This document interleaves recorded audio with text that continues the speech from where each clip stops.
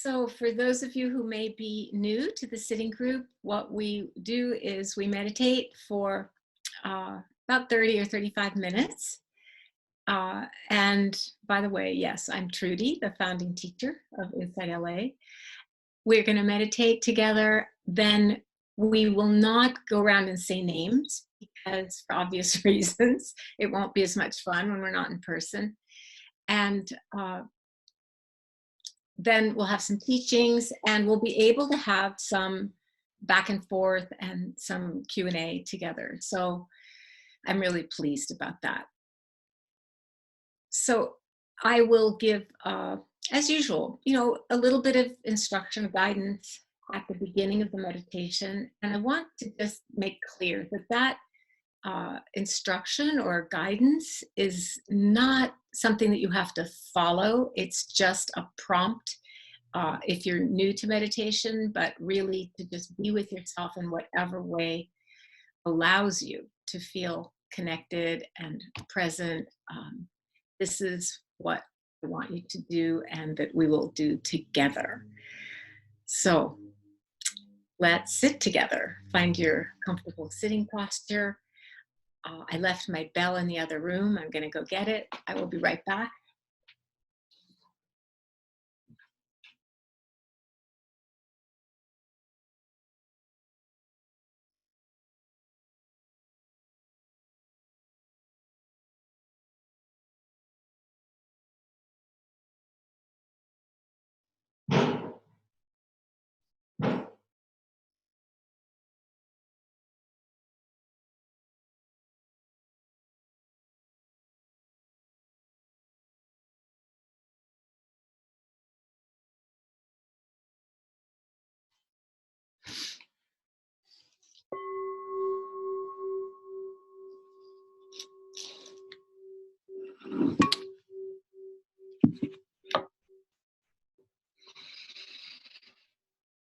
So settling the body in your seat,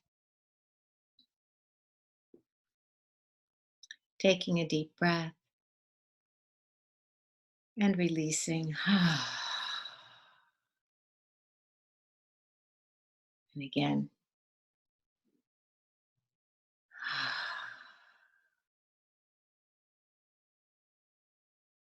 Just letting your attention drop into the body.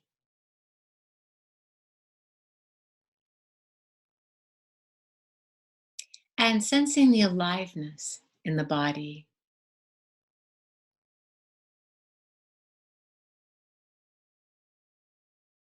You can feel this through the dance of sensations. Sensations associated with the movement of the breath in the body.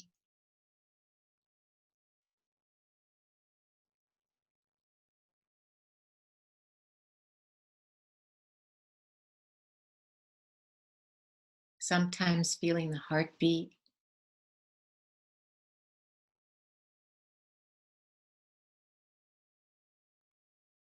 And the vibratory energy of aliveness that we call this body.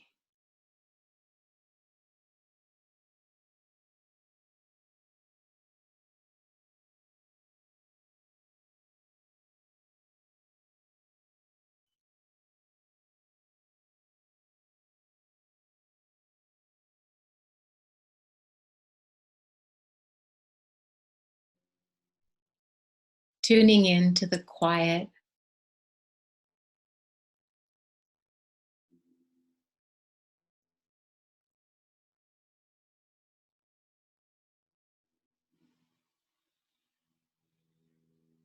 and the sounds of life arising, passing away,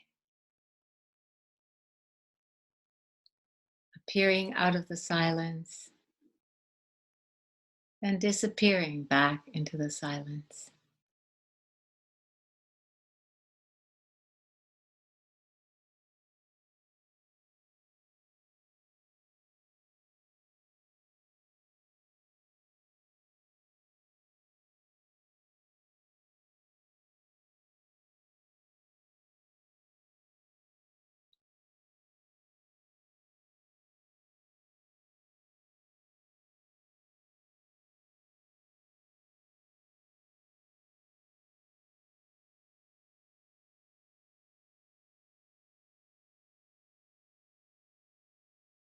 sitting together in this freshness of the morning after the rain, allowing all the dust of fears and worries and hopes and dreams and whatever has been clinging in the mind, just letting it all dissolve, fall away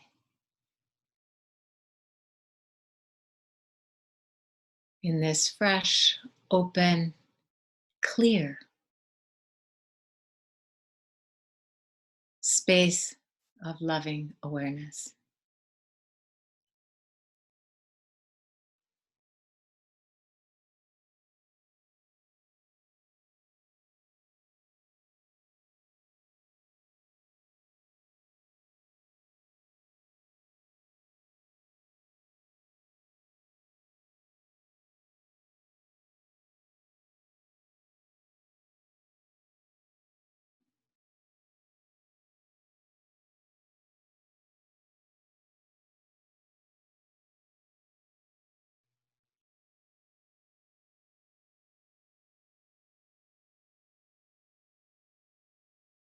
Inviting a softening and relaxing,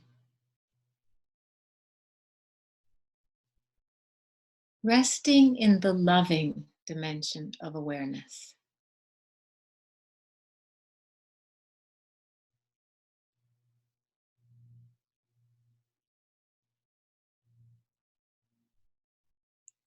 Bringing in a phrase of loving kindness or just a sense of trust and safety.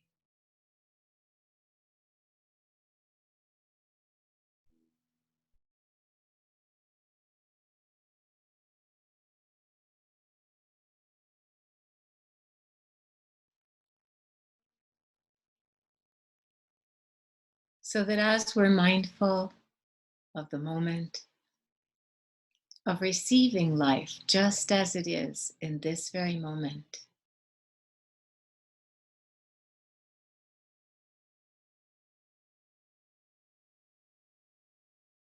we're also deliberately bringing in some tenderness,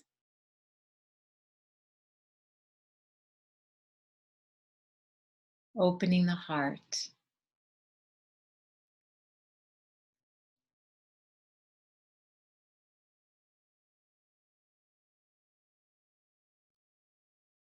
You can gently place a hand on the heart as you breathe.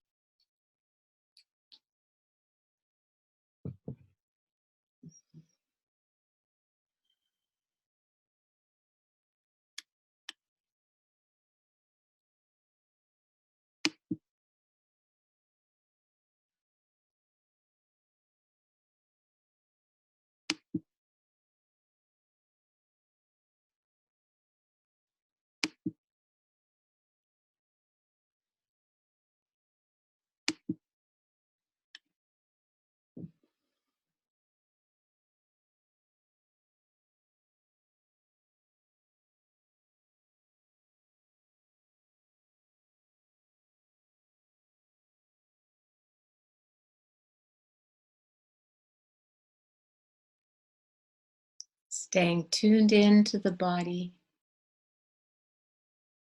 to the breath, to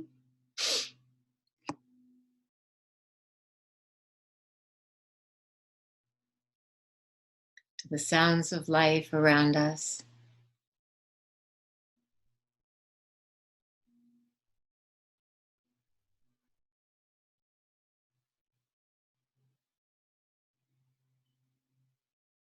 Sitting up straight in the midst of it all.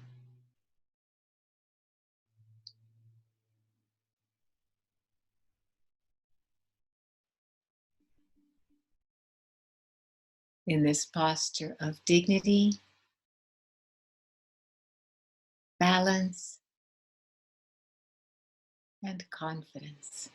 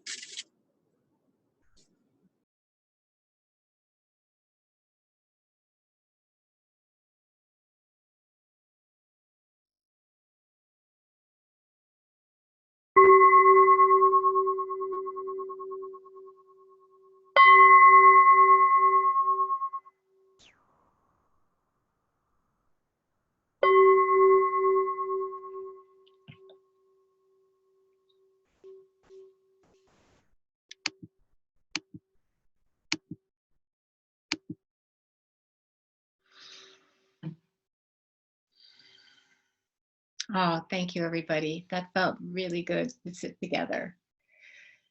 So I just want to check in with you, Anissa, for one moment before I tell a story and begin teaching. I have a very lovely, huge picture of Maria right in front of me on my screen. Very happy to see you, Maria. And I'm wondering, does everybody else see me in the middle of the screen or Maria? Me? Okay, thank you. Good. I mean, this is actually, in a certain way, I have to say, kind of fun for me because I get to see each one of you in your homes. You know, we never get to go over to each other's houses or apartments or rooms wherever we live. We come to the center, which we appreciate deeply. But there's something kind of fun about this too. Welcome to my home. And I want to begin with a story. And it comes from 2014 when Jack and I were in Burma on a humanitarian trip visiting different social service projects that a group called Partners in Asia was funding, projects initiated by Burmese people. And this one, the one that I want to share with you, we went to a city in Shan province called the Shan state rather called Lasho, and there in Lasho we parked across the street from this sort of yellow 4-story building. It looked like a small temple, and it was a shelter for homeless or abused or mentally ill women, and they were all living together as retreatants.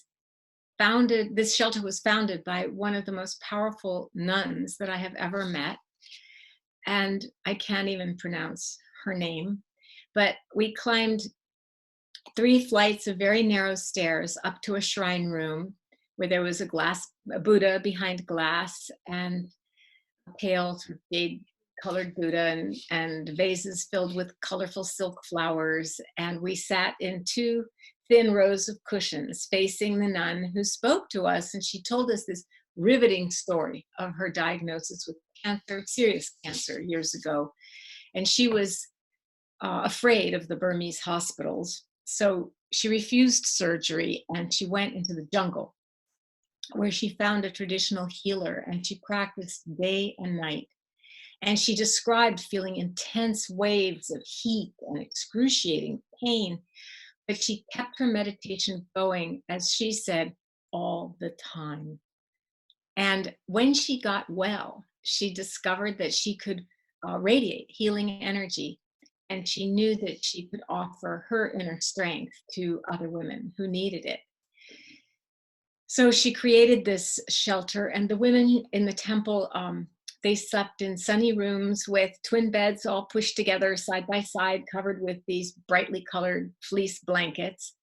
And then one floor below was a spacious room where, when we were given a tour, we saw women quietly meditating.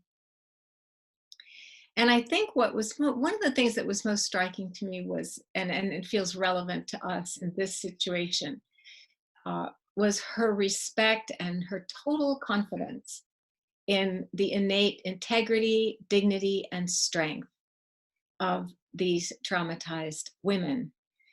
She expected them to live mindfully and harmoniously together and practice meditation, and she never doubted their capacity to do so, and they did. And the piece that, well, let me just finish the story, then I'll tell you the piece, you'll get the piece that feels relevant to us.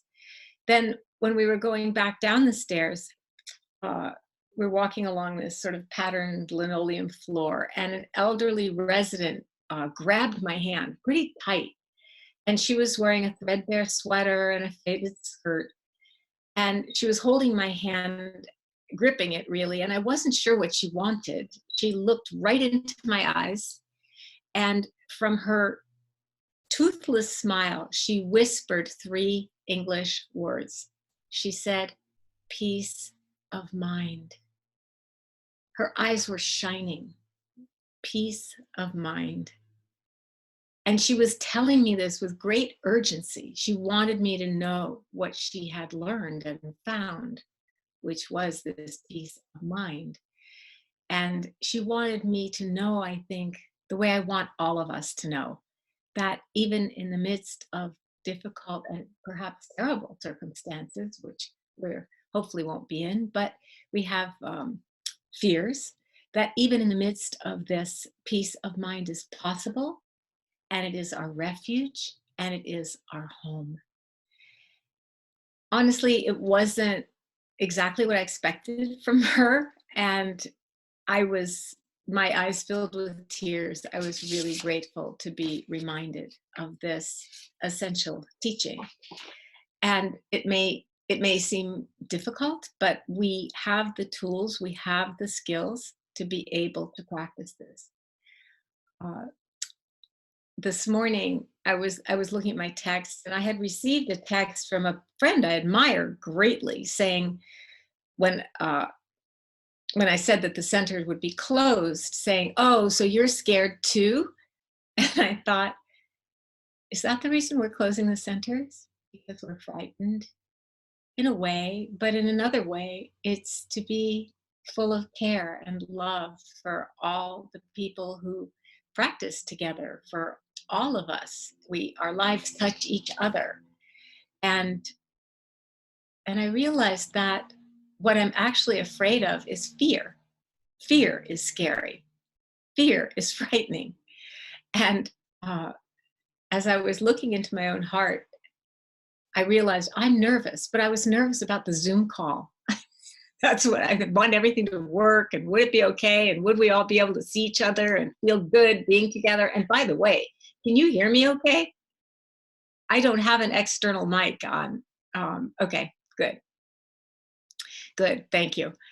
So I went for a walk in the neighborhood, and it, you know how it is in LA after it rains. Everything is just so clear and clean. Even the mud, it just seems sparkling. And so I was walking and hearing the birds happily singing and looking at the sparkling mud and really appreciating just being alive. You know, aliveness. I have a quote. I just love this quote from Bimala Thakar. He said, "It's a benediction to be alive. It's a blessing to be alive, and to have the opportunity to relate ourselves to the life within and around us. Living is a movement of relationship. There's nothing but relationship, being to being."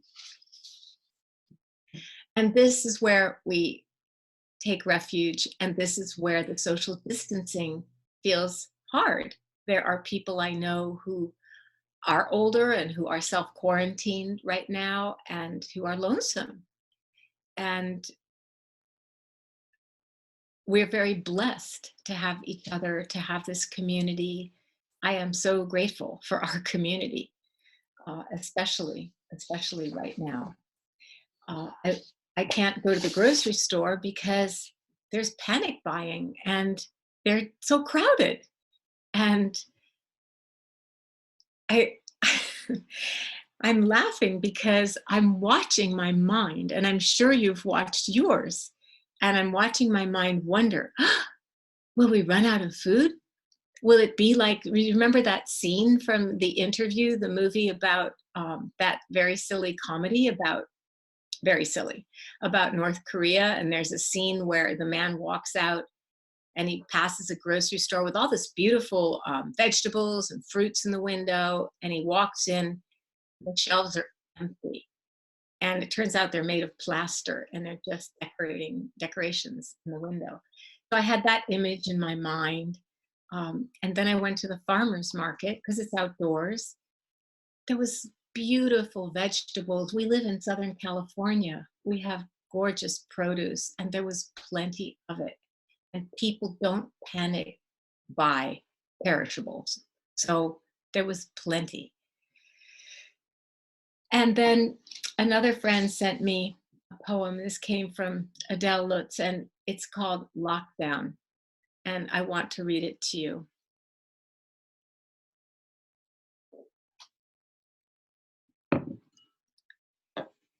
The creativity of human beings is something that really gladdens my heart. I'm sure you are being sent funny things and uplifting things as well. I'll share a few with you. But this I thought was really beautiful. It's called Lockdown. Yes, there is fear. Yes, there is isolation. Yes, there is panic buying. Yes, there is sickness. Yes, there is even death. But they say that in Wuhan, after so many years of noise, you can hear the birds again. They say that after just a few weeks of quiet, the sky is no longer thick with fumes, but blue and gray and clear. They say that in the streets of Assisi, people are singing to each other across the empty squares, keeping their windows open so that those who, excuse me.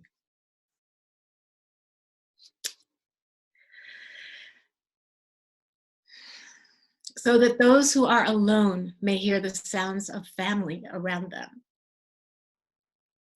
They say that a hotel in the west of Ireland is offering free meals and delivery to the housebound. Today, a young woman I know is busy spreading flyers with her number throughout the neighborhood so that the elders may have someone to call on. Today, people are preparing to welcome and shelter the houseless, the sick, the weary. All over the world, people are slowing down and reflecting. All over the world, people are looking at their neighbors in a new way. All over the world, people are waking up to a new reality, to how big we really are, to how little control we really have, to what really matters, to love. So we remember that yes, there is fear, but there does not have to be hate. Yes, there is isolation, but there does not have to be loneliness. Yes, oops, I'm missing the last page. I'll find it for you. Yes, there is panic buying.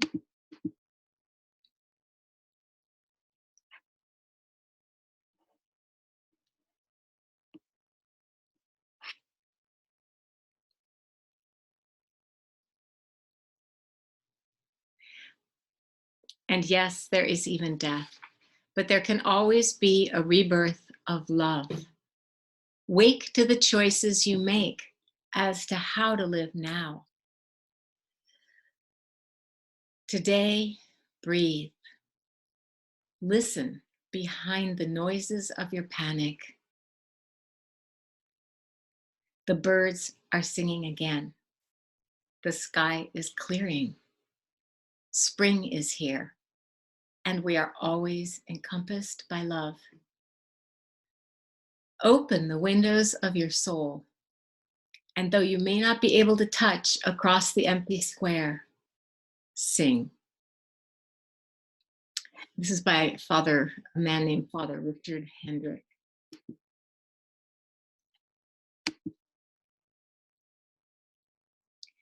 I have felt also so much love and appreciation for our community and for gathering in this way. Love in the time of the coronavirus. And there's another virus that has crept in and is infecting some people and some affecting others. And that is the virus of prejudice. There are Chinese friends who are being shunned in Chinese restaurants that people are avoiding, and leaders calling it a Chinese or foreign virus. And I just want to remind everybody that this virus doesn't discriminate, and it doesn't choose what nationality we are, what color we are, what race, gender orientation, ability level. It doesn't choose. It's really an equal opportunity situation we are in.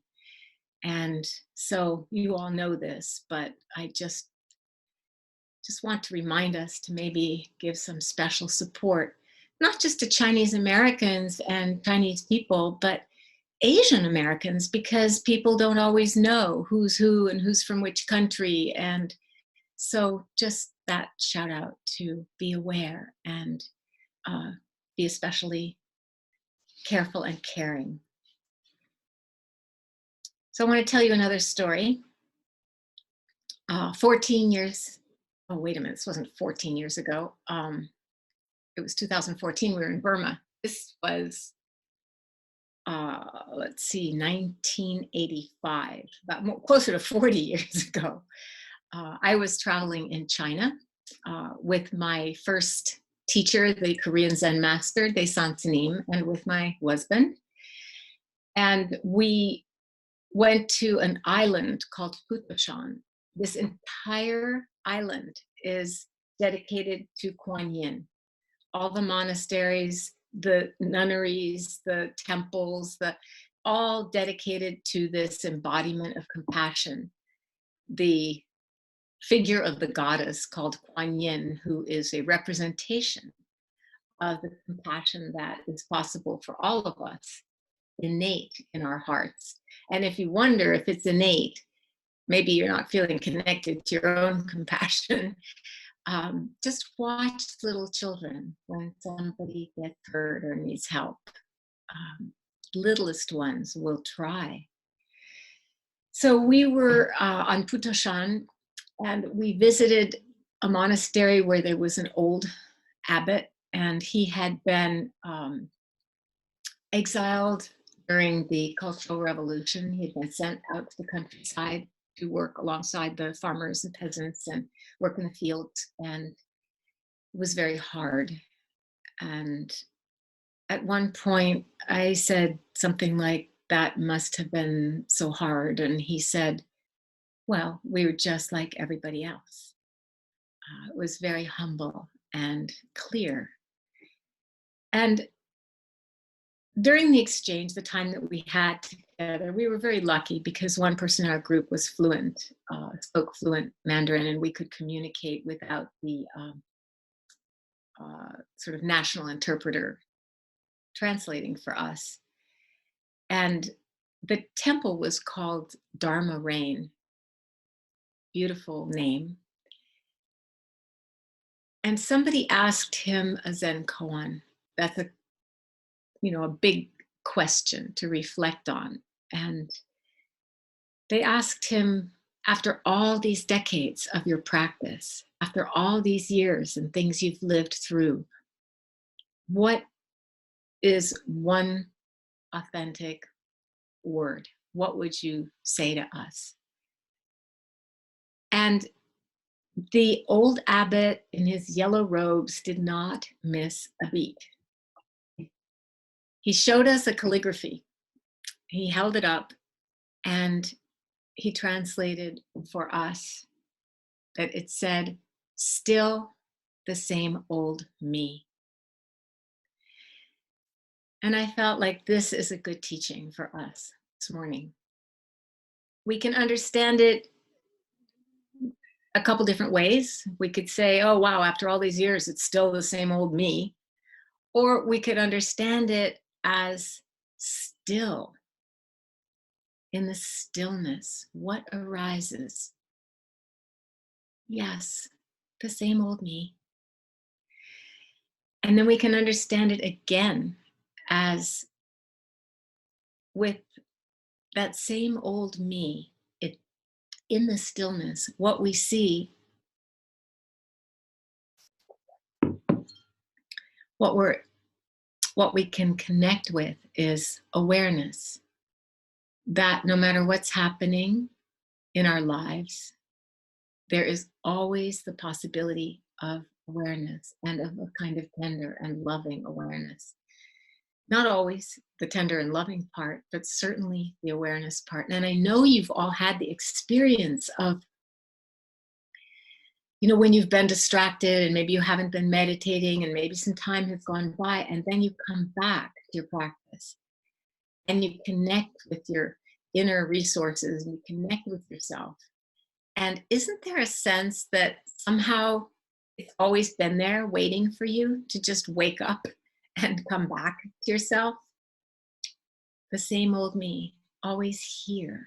The me that is not the little, compressed, small, frightened, suffering me, but the me that is my being, that is the sense of my own presence, that is the being we all share. So once I was in a long silent meditation retreat, and you go through lots of changes in a retreat like that, just like you go through lots of changes in your life here. And I was having my a meeting, my scheduled meeting with the teacher. It was Joseph, and he shared a story from Tulku Urgyen, who is the father of Mingyur Rinpoche and Choki Nyima and Sokni Rinpoche. And there's one other brother whose name I forget. They're four brothers. And he said that Tulku Urgyen gave a meditation instruction. It seemed cryptic, but it's so relevant for right now. He said, the price of gold goes up and down, but it doesn't matter. Now, for those of us who are worried about our life savings, that might seem like, hey, actually it does matter. But what was he referring to when he talked about it doesn't matter? What do you think? Well, you can't talk. You're all muted, so I'll have to answer this question. When he was talking about the price of gold going up and down, he was really talking about how in our lives we have good times and bad times. We have sorrow, we have pain, we have pleasure. We have it all, the full Monty. And some of it's,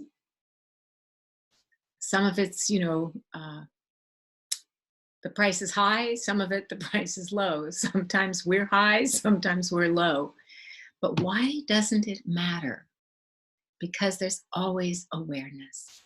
And it's the awareness that is the true gold. So whatever is happening, we have this possibility of clarity, of seeing clearly. That's the clarity. And of having some tenderness and compassion for this being the way it is. And eventually we can even, sometimes, when we're lucky, we can even love the way it is. So I want to, I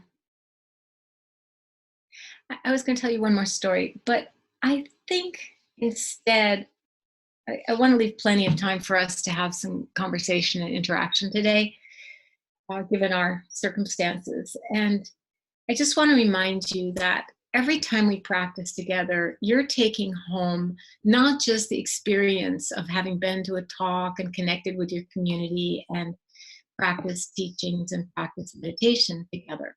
You're taking home skills that are helping you navigate all these changes, that will help you,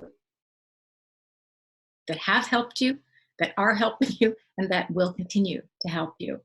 And there's skills that will serve you in ways that you might not even know right now, today. So it's good to remember that this way of being mindfully present, of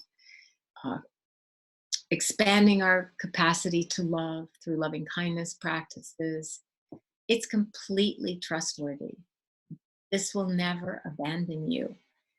And it's as immediately accessible as the breath, as the sense of our bodies, as the sounds of life around us. Whatever brings us here now, right now, because this nowness is the aliveness, is the moment where we can be alive. And just to remind all of us that here and now, right in the midst of, our quarantines and our fears and whatever else, we have a refuge. And that refuge is the Dharma. And what is the Dharma after all? The Dharma is love. It's our refuge. It's so simple.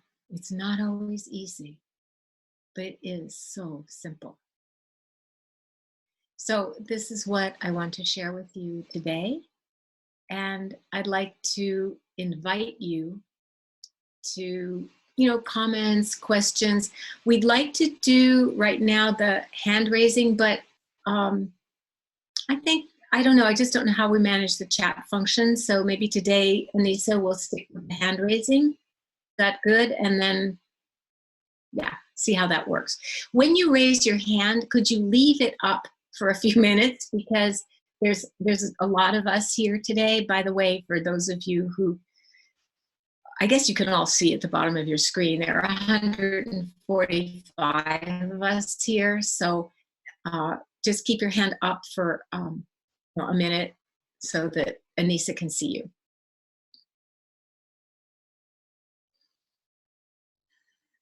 And yes, we can just take a few breaths and absorb how it is right now.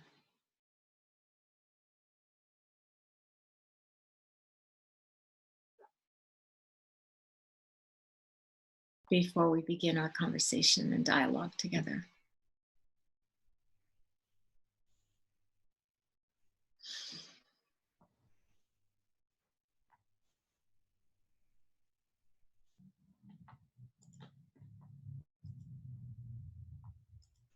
Okay, Angie, thank you.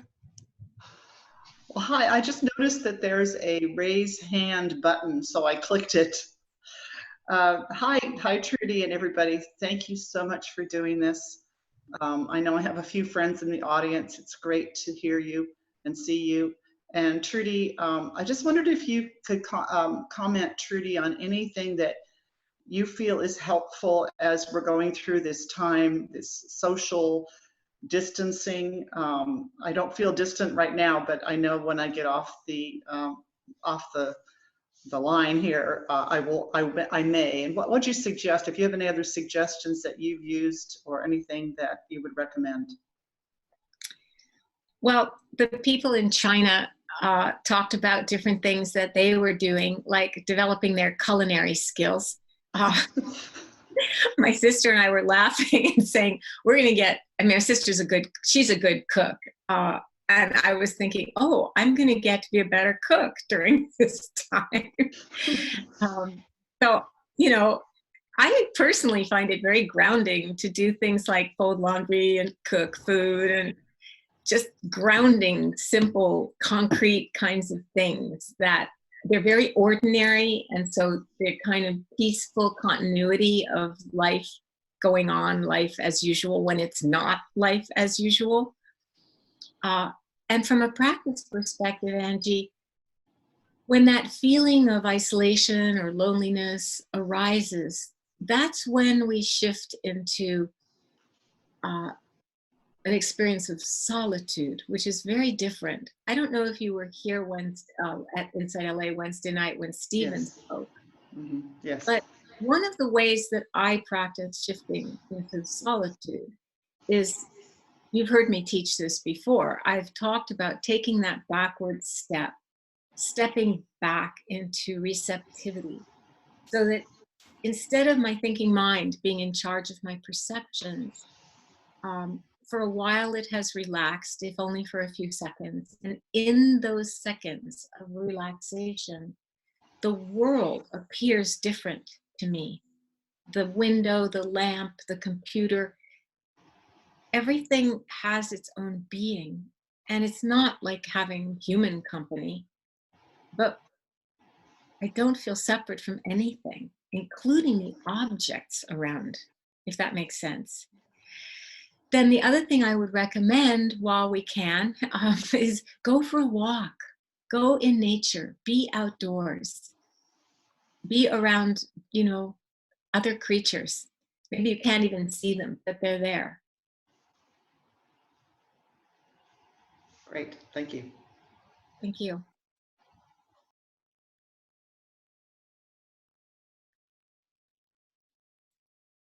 So my screen doesn't have the raise hand function, but if yours does, feel free to use that too.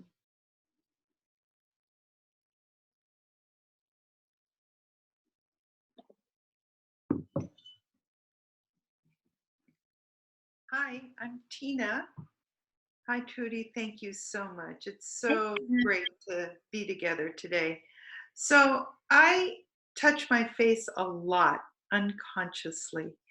And I was wondering, and I itch and scratch, and I was just wondering if you had any mindful type techniques to help resist. Yes. I think we can all relate to this question because, some of us like to rub our eyes, some of us like to pick our noses, some of us like, whatever it is, we are in the habit of touching our faces. And it is, I love that you said a mindfulness practice, because I've been reflecting on this too, that this is a mindfulness practice, to be aware when the hand starts, but often we can't catch ourselves. It's just very, as you said, it's automatic. It's just a very old habit. And so washing our hands a lot that's part of why it's so important. Because when you've washed your hands well, it's okay to touch your face. It's not a problem. We don't have to, it's not like you can never touch your face or you're going to die. Especially if we're home, we're not out and about. I think it's fine to touch your face. But if you're really wanting to be aware of the habit so that when you're out, you won't do it. And that's when it's important not to do it. I think there's two things that are important. The first one would be forgive yourself for forgetting, right? Because beating ourselves up about, oh my God, I touched my face again. Forgive yourself for forgetting. And then I did find I found this little skimpy paper mask thing from, I don't know what, it was in my cupboard, because another benefit of this time is we can clean out our cupboards. And and I found that when I wore it out, it helped me not touch my face. Oh. Because it was on my face. Right. So you don't have to have a mask. I mean, you could be like a bandito and put a scarf around. You could put a scarf, just putting something that will remind you. Many people who practice, who are in different spiritual traditions, wear certain things to remind themselves. They wear a turban, or they wear a mala, or they wear, something. Right. That's good. Yeah, thank you. Nice to see you both.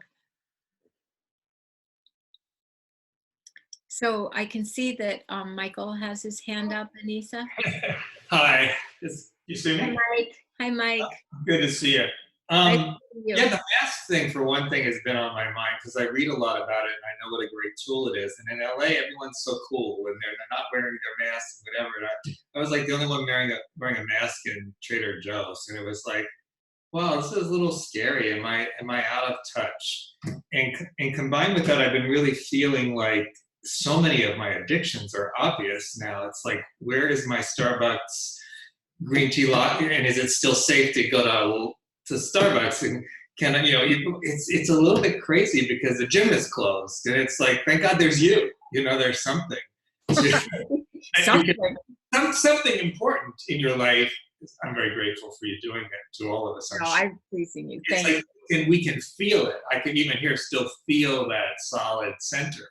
But it's a little bit difficult to know what degree. Like, is it still okay to go to Starbucks? Do I need to wear a mask? What about social stuff? What are you feeling about that? How do you cope with that? It's hard. I mean, the exercise part and not going to the gym, it's hard. Somebody sent me a fantastic video of how an Italian man got very creative with his exercise. And I want to see if I can show it to you. It might be possible, and if it's not, I'll describe it. But first, let me just see if I can find it. I mean, I can find it, but let's see if I can show it to you in a way that you could actually see it.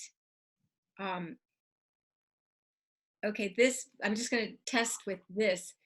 Can you see what this says? You're making it a little close now. Introverts, when they hear they need to stay in quarantine. Yeah. Okay, so this shows a picture of people throwing up their hands and celebrating, and it says, introverts, when they hear they need to stay in quarantine. But I don't know if you'll be able to see. I wanted to see that to see. We'll see if you can see this. I'm going to just move the computer for a minute. Oh gosh, you'll see my messy bookshelf. That's okay. Okay, let's try it. Dá bocadinho bem espalhadinho, joga uma coisinha d'água para ficar alisando, para escorregar, para alisar. He's pouring olive oil and vinegar on the floor. Tá feita a sua esteira. Só isso. Como é que você vai fazer exercício? Assim, ó.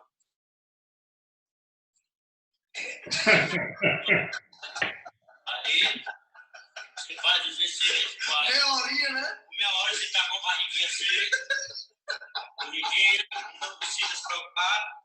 Pode aumentar a velocidade se você quiser. Você aperta aqui no botão. Vai aumentar a velocidade. Vai aumentando. Quanto mais você apertar, mais você correndo. So that's one idea. Yeah. Yeah. I mean, look, we have to find online resources too. Like Glow has yoga classes, like thousands of them online. For the elders, I got an email from Silver Sneakers saying they have exercise videos for people. I mean, we're just going to have to get creative here and share our ideas and resources because because it's really tricky and I can't answer. I think one of the hardest things about this is the unknown. You know, we don't know. Is it safe to go to Starbucks or isn't it? We don't know really. And you could become infected by the most random thing. We just don't know. And the unknown, and and somebody just said that YouTube has lots of resources for exercise, which I'm sure it does. And, you know, humans don't like the unknown. Yeah. But this is a big part of our practice right now. So how do we live with uncertainty? How do we live in the unknown? And how do we not fill in all the blanks with our fears? Yeah. And Tor just suggested that we Google prison workout. Well, it's the lack of social connection as much as the gym too that's difficult. Sure, sure. You can work out, of course I will, but like you miss that place like you would miss InsightLA. I'm sure the next time I walk into InsightLA actually in person, I will be very grateful. We all will. And I think that, you know, this is why we're working so hard round the clock to get as many classes as we can, as many sitting groups as we can to get them up and online. I mean, the silver lining of this for us is that we've been needing to get more online, and now we are going to be. But it's a hard time, no question, and it probably will get harder before it gets easier. So, thanks. Yeah.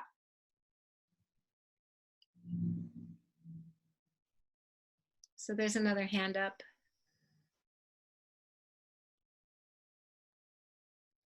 Okay, Pilar. Hi. Hi, Trudy. Hi, everybody. Hi, Pilar. I'm just having a very hard time now. My parents are in Madrid. They are older. They have 88 and 85. And Madrid right now is one of the biggest focus of this. So they are in emergency. They cannot get out at all of the houses and everything. I just feel so far away, obviously, and I cannot do anything about that. I cannot travel or go to pick, take care of them. And I don't know, it's just giving me so much anxiety all the time. I just cannot control my anxiety and my fear. Thank you. Thank you. Listen, I have a disabled brother who lives in Ecuador. Jack had never been there. I haven't seen him for almost 3 years. We were scheduled to go April 1st, and Ecuador just locked down yesterday. So it's not like having elderly parents in Spain, but my heart really goes out to you. So I just want to say that first. The helplessness is the worst. It really is the hardest thing to feel. So if you can be really tender with yourself and pray for them. I know you're doing all of this. I know you are. Are they able to FaceTime with you? Do they know how? No. Yeah. No, my father is from another age. Yeah, It's they're the from middle another age. era. Yeah, yeah. No computer, no nothing, just a Is cell there, phone. is there someone who could help them? Yeah, they have somebody living with them because my mom has Alzheimer. He's in a Okay. phase 4 of Alzheimer. Okay. So she can need somebody there all Sure, the time. sure. So maybe that person who's there could yeah. show them how to FaceTime with you so that at least you could see their faces and kiss them virtually and hug them virtually.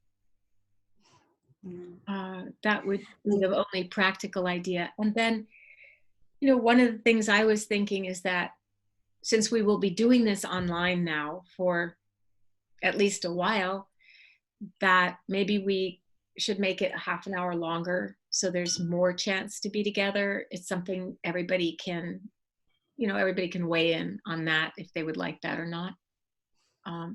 And then I would also encourage you to tune in to other classes, Pilar, and the practice has helped you so much. Mm-hmm.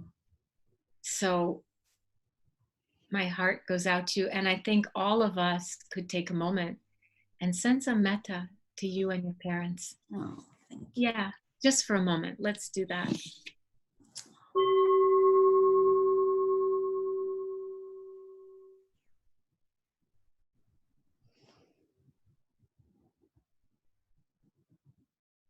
May your parents be safe.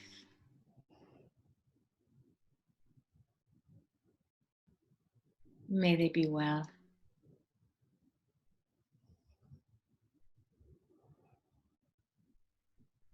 And may you, Pilar, be more and more at peace.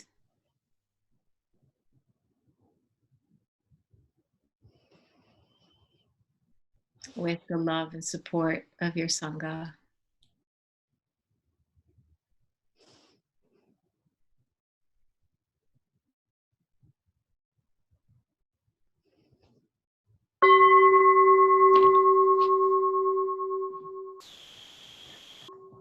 Thank you. Beth is going to be doing a drop-in every day, and we're just going to be doing more and more. I already signed up.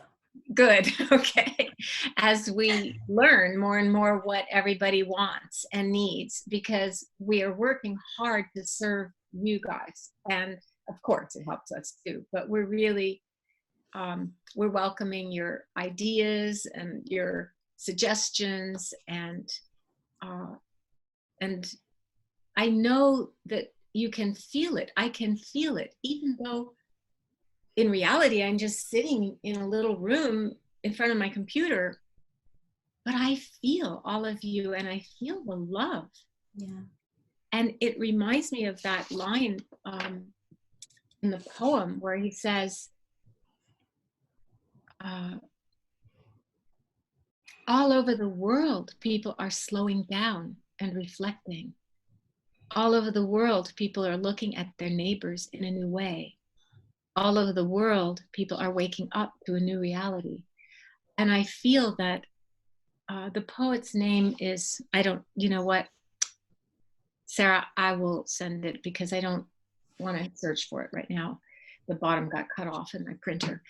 But I feel the love and connection between us. And this is really life-sustaining. And from a practical perspective, it's really good for our immune systems. It's going to keep us healthy to stay connected. So let's just sit together, all of us, for a moment.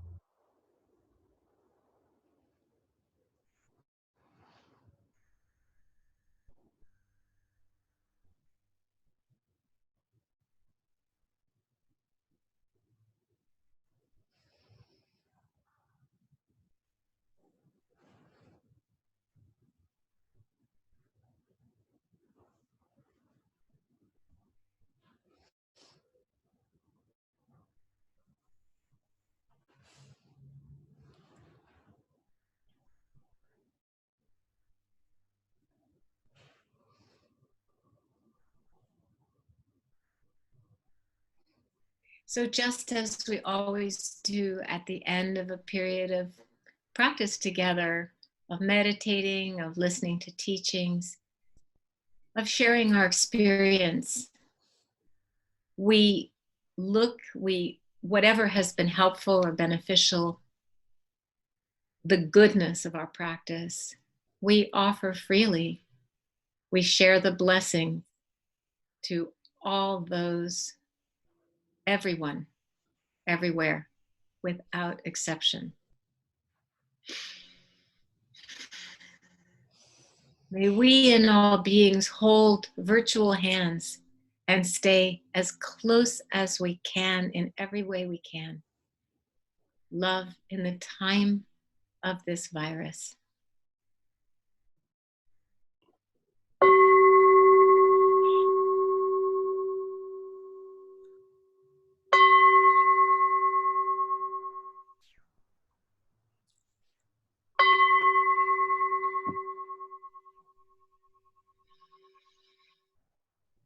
So thank you, everybody. I'm glad it worked. We're here. It did it. We did it.